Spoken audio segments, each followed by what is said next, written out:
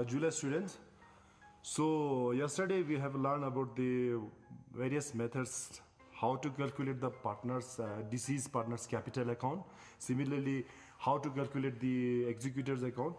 So in today's topic, we have a question which is related to the executors account. So in today's topic, we are particularly focusing on the executors account. तो बच्चों basically क्या हो जाता है, कोई disease partner कुछ capital का जो बैलेंस छोड़ के जाता है, रिटायरमेंट के टाइम पे तो उसको खुद मिल जाता है, लेकिन डेथ के टाइम पे उसके लीगल रिप्रेजेंटेटिव यानी कि उनके एग्जीक्यूटर्स को हमें देना होता है. आप किस तरह से देंगे उसे हम कहेंगे मोड ऑफ द पेमेंट. तो ये डिपेंड करता है सर्वाइविंग पार्टनर और उनके एग्जीक्यूटर्स की. तो अगर उसका जो बैलेंस सर्वाइविंग पार्टनर और एग्जीक्यूटर्स ये करेंगे कि उनका जो बैलेंस इंस्टॉलमेंट में अगर देना चाहे तो उसको क्या मिलेगा, कुछ रेट ऑफ इंटरेस्ट मिलेगा. तो आज के क्वेश्चन में हमने पर्टिकुलरली एग्जीक्यूटर्स अकाउंट की में फोकस किया हुआ है. तो ये है हमारा क्वेश्चन आज का. Puneet, Pankaj and Ravi are partners in a business sharing the profit and loss in the ratio of 2:2:1. ये एक इंपॉर्टेंट चीज है. They closes their books of account on 31 March every years. जब हम एग्जीक्यूटर्स अकाउंट की बात करेंगे तो लास्ट बैलेंस शीट का जो डेट है उसे भी हमें जरूर से नोटिस करना होता है.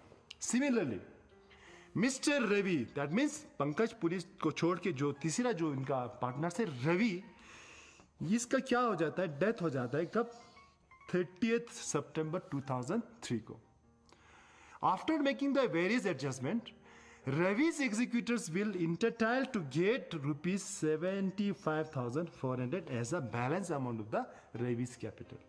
तो इस क्वेश्चन में सब कुछ कैलकुलेट करके, गुडविल कैलकुलेट करके, उसका ड्राइंग्स होगा या जो भी होगा कैलकुलेट करके उसको रवीज का जो लास्ट बैलेंस कितना मिल रहा है उसको 75,400. अब क्या हो जाता है कि सर्वाइविंग पार्टनर्स एग्री हो जाता है कि the surviving partners agree that rupees 15,400 should be paid to his executor immediately. उसके लीगल रिप्रेजेंटेटिव को तुरंत 15,400 उसको देने के लिए एग्री हो जाता है. तो रिमेनिंग जो बैलेंस है immediately and the balance in the 4 equal installment, ये आपके लिए एक जरूरी एक पॉइंट है. जो उसका बैलेंस अमाउंट बच जाता है उसको 4 इंस्टॉलमेंट में उसको देने के लिए राजी हो जाता है, जिस पे इंटरेस्ट हमें कितना देना होगा, 12% पर एनम. तो हमें कैलकुलेट करना है show mister Ravi's executive account till the settlement of the amount due. जितना उसका आउटस्टैंडिंग बैलेंस बचता है उसको हमें एग्जीक्यूटिव अकाउंट्स बना के दिखाना है. तो 4 साल का हमें इसमें एग्जीक्यूटिव अकाउंट बनाना है. ओके बच्चों, तो इस क्वेश्चन के लिए सबसे पहले हमें एक वर्किंग नोट बनाना होगा जिसमें आपको कैलकुलेशन ऑफ द इंटरेस्ट निकालना होगा. तो उसके बाद फिर हम एग्जीक्यूटर्स अकाउंट पे जाएंगे. तो इसमें सबसे पहले आप कुछ डेट्स को हमें यहाँ पर लिखना पड़ेगा, जैसे कि balance sheet, last balance sheet के डेट जो कि है 31 मार्च. सिमिलरली रवि का डेथ हो जाता है, दैट इज 30 सितंबर, और उसका लास्ट बैलेंस ऑफ कैपिटल जो कि हमारे पास है 75,400. क्वेश्चन के हिसाब से इस 75,400 में से 15,400 उसको इमीडिएटली सितंबर 30 को हमने पे कर दिया. तो ये रहा, इसको हम क्या करेंगे, इसको हम कर देंगे लेस कर देंगे, less amount paid, that is 15,400. तो हमारे पास आउटस्टैंडिंग जो बैलेंस बचेगा दैट इज हमारे पास बचेगा जी 60,000. अब ये जो 60,000 है इसको इक्वली 4 इंस्टॉलमेंट में हमें उसको पे करना है, जिस पे 12% रेट ऑफ इंटरेस्ट देने के लिए बात हुआ था. तो इसको हम पर इंस्टॉलमेंट कितना लगता है वो देखेंगे. इंस्टॉलमेंट अमाउंट दैट इज 60,000 को हम डिवाइड करेंगे 4 के साथ, तो ये आपका आ जाएगा 15,000। आप हर साल 15,000 उसको देते जाएंगे। लेकिन इसमें एक दिक्कत क्या होगा बच्चों, क्योंकि बुक्स ऑफ अकाउंट्स हम क्लोज करते हैं 31 मार्च को, लेकिन उसको पेमेंट हमें देना पड़ता है सितंबर 30 को। तो इसके लिए यहाँ पर एक छोटा सा हम वर्किंग नोट बनाएं। तो सबसे पहले 2003-4 इस ईयर में ये रहेगा हमारे पास अमाउंट ड्यू है 60,000 सितंबर की बात। सितंबर से लेके मार्च तक हमें 60,000 पे क्या निकालना है, इंटरेस्ट निकालना है। उस दौरान कितना मंथ बनेगा, दैट इज 6 मंथ। सितंबर से लेके अगर आप जाएंगे, हाँ सितंबर 30, दैट मीन्स सितंबर को कैलकुलेट नहीं करना, अक्टूबर नवंबर दिसंबर जनवरी फरवरी मार्च 6 मंथ हो गया। तो हमारे पास इंटरेस्ट कैलकुलेशन के लिए फार्मूला है, दैट इज 60,000 उसका amount due multiplied by that is rate of interest 12% upon 100। अब टाइम फैक्टर इसमें आएगा, दैट इज 6/12।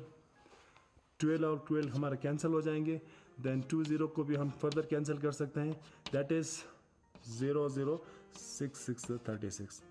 तो हमारा इंटरेस्ट आ रहा है 3,600, लेकिन ये अभी पे नहीं किया हमने। पे कब करना है, सितंबर में करना है। आप नेक्स्ट जो ईयर आएगा हमारा 2000 दैट इज 2005। तो 2004-5 के लिए भी अप टू सितंबर हमें निकालना है अभी इंटरेस्ट, उसका भी अमाउंट कितना रहेगा 60,000। तो पीरियड वही रहेगा 6 मंथ, सेम कैलकुलेशन। तो ये भी आपका आएगा 3,600। अब उसके बाद आएगा जी 2004-5 के सितंबर तक तो हमने 60,000 का कैलकुलेशन हो गया, लेकिन सितंबर में 15,000 उसको दे देने के बाद रिमेन हमारा कितना बच जाएगा, दैट इज बचेगा हमारा 45,000। अब सितंबर से लेके मार्च तक फिर हमें कैलकुलेट करना है 6 मंथ का। यहाँ पर आपका कैलकुलेशन आ जाएगा इस तरह से, that is 45,000 multiplied by rate of interest that is 12/100। Time factor होगा फिर 6 मंथ का 12 कैंसिल हो जाएंगे, फिर 0 कैंसिल हो जाएंगे। अब 6 के साथ हम मल्टीप्लाई करेंगे, 6 0 0 6 5 33 6 4 24 27। ये आपका आ रहा है 2,700। देन ये हो गया जी 2004-5 का फाइनेंशियल ईयर कंप्लीट। नेक्स्ट हमारा दूसरा फाइनेंशियल ईयर स्टार्ट होगा 2005-6, जिसमें सितंबर तक हमें लेके जाना पड़ेगा 45,000 6 मंथ। तो कैलकुलेशन तो सेम वही रहेगा 45,000 पे, इसलिए मैं यहाँ पर डू कर देता हूँ। तो अमाउंट भी वही रहेगा 2,700। अब सितंबर में जब इस 45,000 में से 15,000 आप उसको पे कर देंगे, तो रिमेनिंग हमारे पास कितना बचेगा, that is 30,000। Then time factor same 6 month. आप यहाँ पर 30,000 को फिर कैलकुलेट कीजिए, rate of interest 12/100, time factor 6 month, फिर 12 कैंसिल, फिर 0 कैंसिल, 6 3 is 18, दैट इज 1,800। ये हो गया जी हमारा 2005-6 का फाइनेंशियल ईयर कंप्लीट। उसके बाद नेक्स्ट इसको हम थोड़ा सा खींचते हैं, 2006-2007। आप देखिए मार्च से लेके सितंबर तक वही अमाउंट रहेगा, क्योंकि हमने कब पे करना है उसको, सितंबर में। मंथ भी वही रहेगा 6 मंथ, फिर कैलकुलेशन भी वही रहेगा, that is 1,800।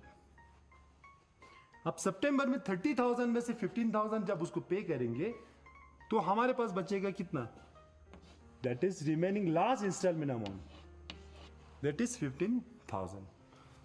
So here also we have to calculate the 12% on 15,000 like this. Here is the rate of interest, that is 12 upon 100. Same time factor, 12 out 12 cancel. Then similarly it comes as 6 5 is 30, 6 1 is 6 plus 3 900. तो ये आपका आ गया 900 रुपये. बस अब last हमारा instalment रहेगा जो कि कौन से फाइनेंशियल ईयर में पे होगा, दैट इज होगा जी आपका 2007-8. इसके लिए same amount, same time factor, same calculation, same rate of interest. बस ये वर्किंग नोट आपको समझना है. तो इसके बाद हम फिर एग्जीक्यूटर अकाउंट पे जाएंगे.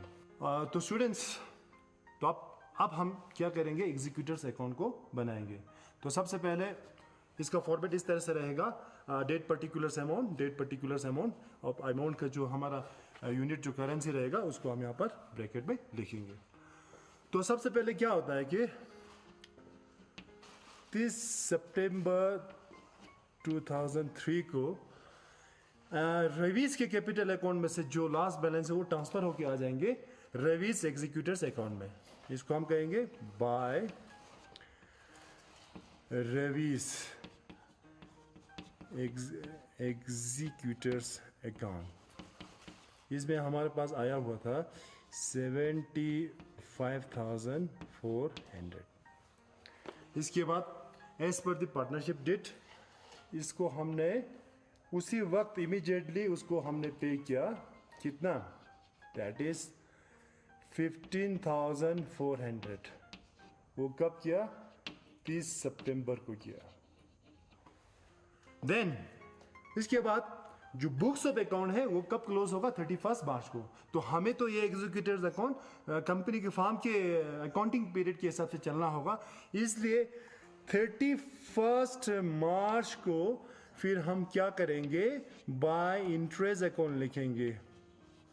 बाय इंटरेस्ट अकाउंट जिसमें हमने ऑलरेडी कैलकुलेट करके रखा हुआ था 3,600.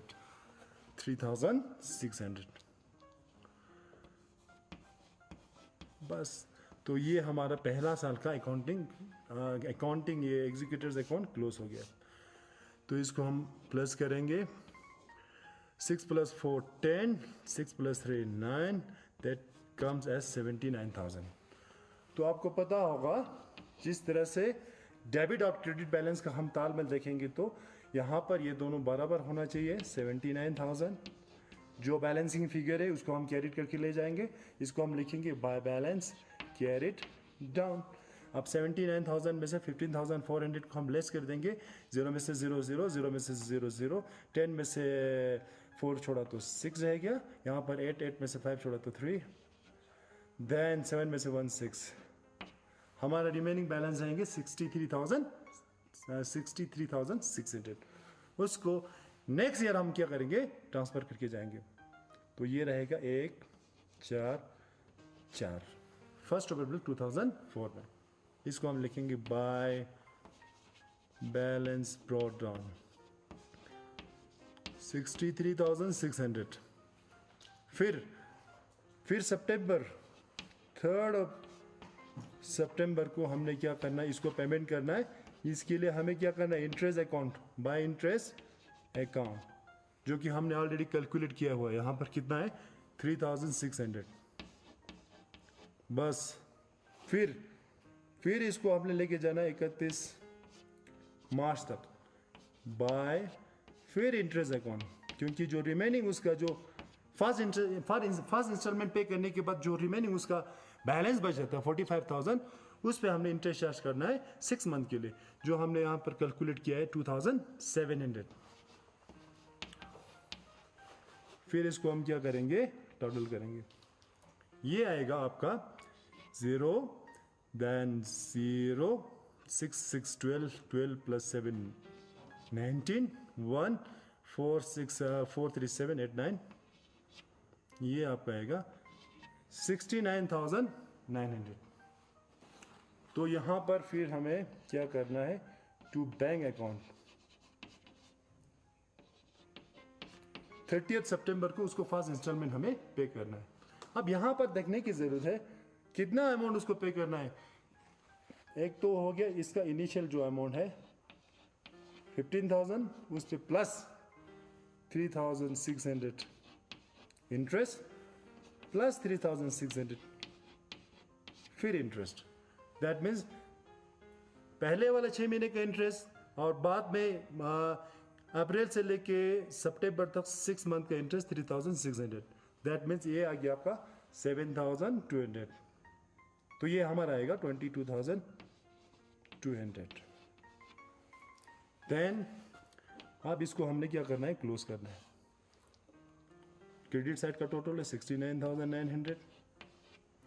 तो यहाँ पर आपका आएगा टू बैलेंस कैरी डाउन, 0 में से 0 0, 0 में से 0 0, 9 में से 2 छोड़ा तो 7, 9 में से 2 छोड़ा तो 7, 6 में से 2 छोड़ा तो 4। ये आपका आ गया 47,700। स्टूडेंट्स अब क्या होगा जी, हमारा 2 फाइनेंशियल ईयर कंप्लीट हो गया। अब इसके बाद जाएंगे हम कहाँ पर, तो इनका बैलेंसिंग जो क्रेडिट जो लास्ट बैलेंस है वो हम क्रेडिट यहाँ पर ब्रॉड फॉरवर्ड करेंगे बाय बैलेंस बी डी। ये रहेगा हमारा 1 अप्रैल 2005 में। ये अमाउंट है 47,700। इसके बाद आएगा 30 सितंबर 5 को बाय इंटरेस्ट अकाउंट, जो कि हमने कैलकुलेट करके रखा हुआ है सितंबर 2005-6 में कितना है 2,700। इसको फिर हम यहाँ पर अब सितंबर 2005 में फिर हमें पे कर रहा है उसको कितना, टू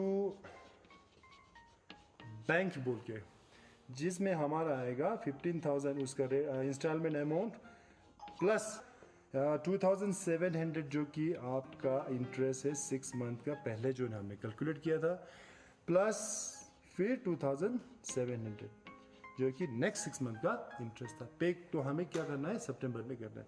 तो ये दोनों हो गया 5,400, 15,000 प्लस 5,400 दैट इज 20,400। ये आपका आएगा 20,400। अब बुक्स ऑफ अकाउंट तो हमें 31 मार्च को क्लोज करना है। दैट मीन्स फिर हमें इंटरेस्ट कैलकुलेट करना है कब, 31 मार्च तक, that is 31 of March 2006 bye interest account.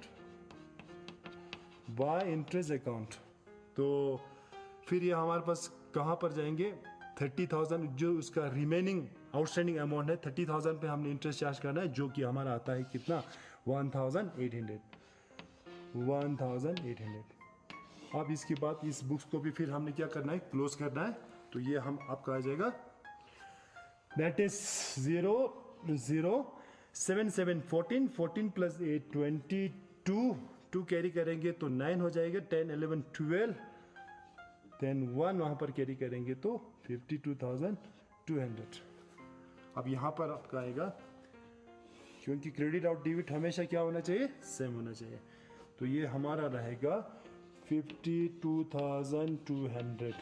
इसमें से लेस कर देंगे कितना 20,400 दैट इज 0 0।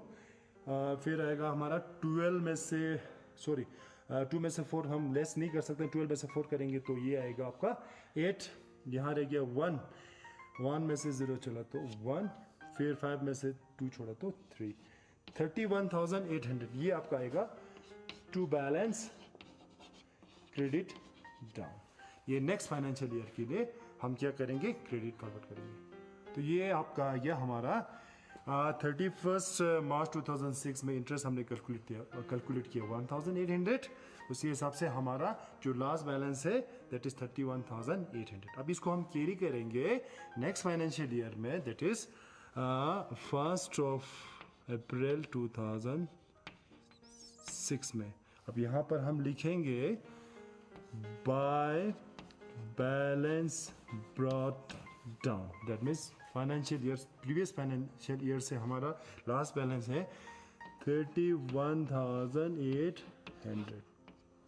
फिर क्या करेंगे, 30 सितंबर 2006 को हम इंटरेस्ट इसमें चार्ज करेंगे, जो कि हमने ऑलरेडी से कैलकुलेट करके रखा है 1,800।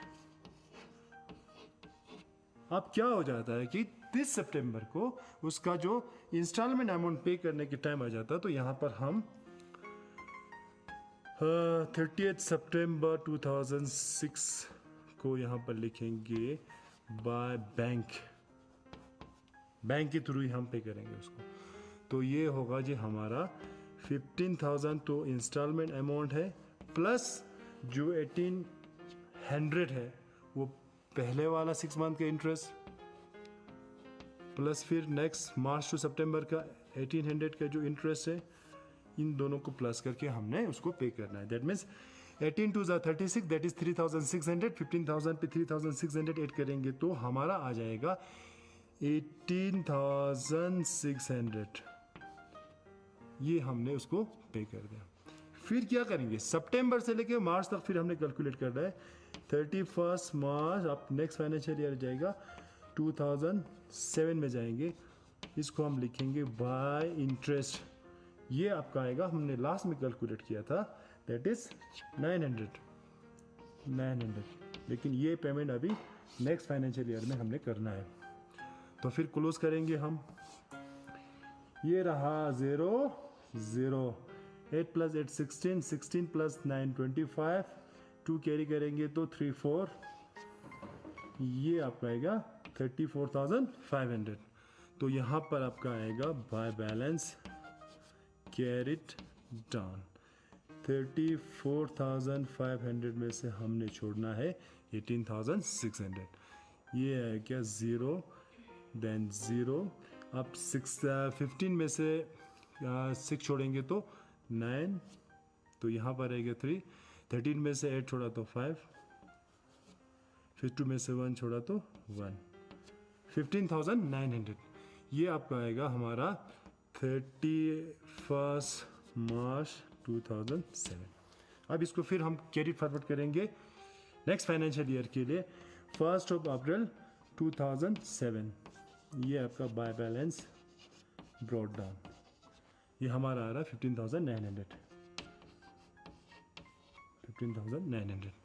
फिर होगा जी बाय इंटरेस्ट अकाउंट, ये हमने कैलकुलेट किया था लास्ट, कितना किया था 900।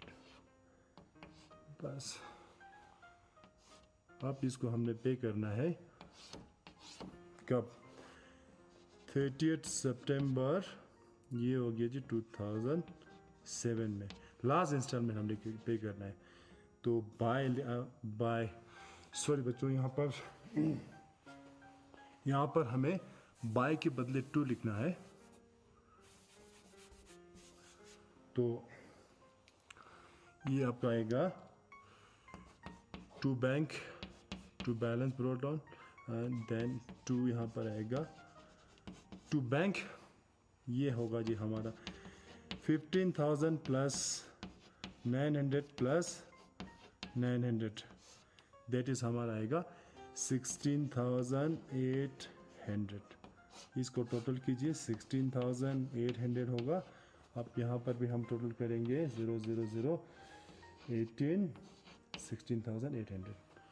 तो इस तरह से हमने क्या करना है, पार्टनर्स को एग्जीक्यूटर्स अकाउंट, पार्टनर्स के तहत एग्जीक्यूटर्स को, जो डिसीज पार्टनर का एग्जीक्यूटर्स है उसको हमने उसका जो रिमेनिंग बैलेंस है विद इंटरेस्ट इस तरह से हमें पे करना है। तो बच्चों ये है हमारा एग्जीक्यूटर्स अकाउंट किस तरह से बनाना है। तो इसी क्वेश्चन के साथ आपका ये death of the partner chapter हमारा यहाँ पर कंक्लूड होता है। तो आई डू होप आप लोगों को अच्छी तरह से इसके बारे में पता होगा। Do practice. थैंक यू जुड़े।